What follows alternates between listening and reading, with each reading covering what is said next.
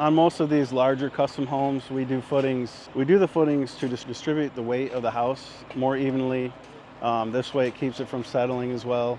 It's just a good foundation. It's kind of a excavated trench, and then engineers call out which rebar is needed for which area. It just helps keep everything together structurally and distribute the weight evenly on any home of this size. I'm Ryan Combs, Superintendent with AFT Construction.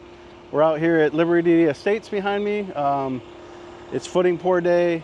We're excited to be pouring the foundation to this house and actually starting to get this one going. Let's head on inside and we'll take a peek at what's going on in here.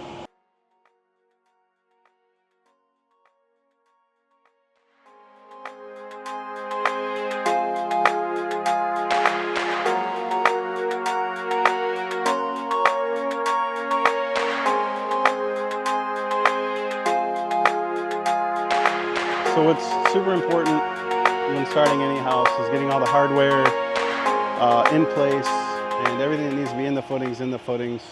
If you come over here, you'll see we have set our steel templates.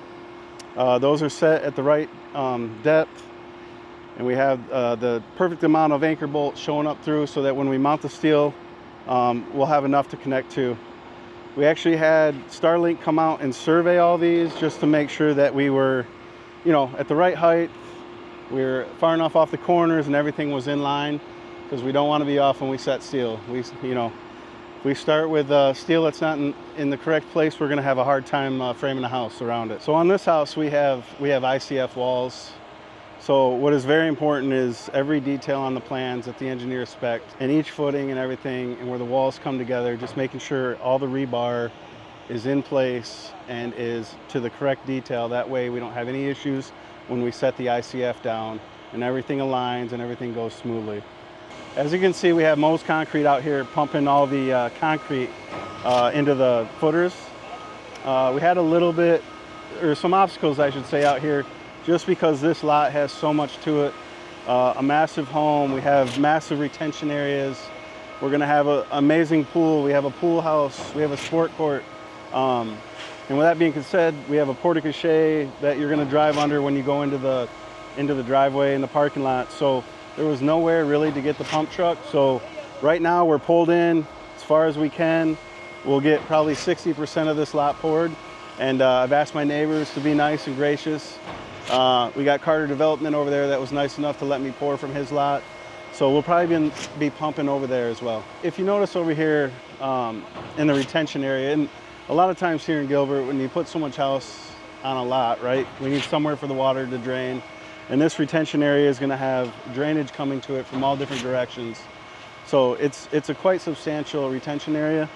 If you look at the blowout area, or where we've dug, that's how we dig the footing.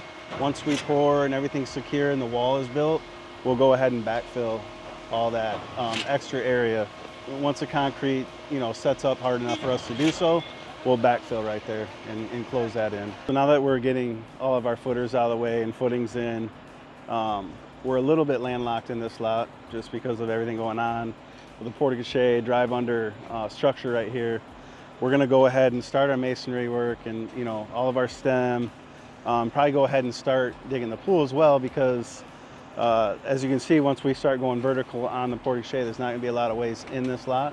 So we will start hammering that out here pretty soon as well. So again, my name's Ryan with AFT Construction. I'm a superintendent out here at Liberty Estates.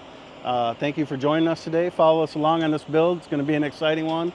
It's for our boss and owner, Brad Levitt. Pretty exciting day. Thank you.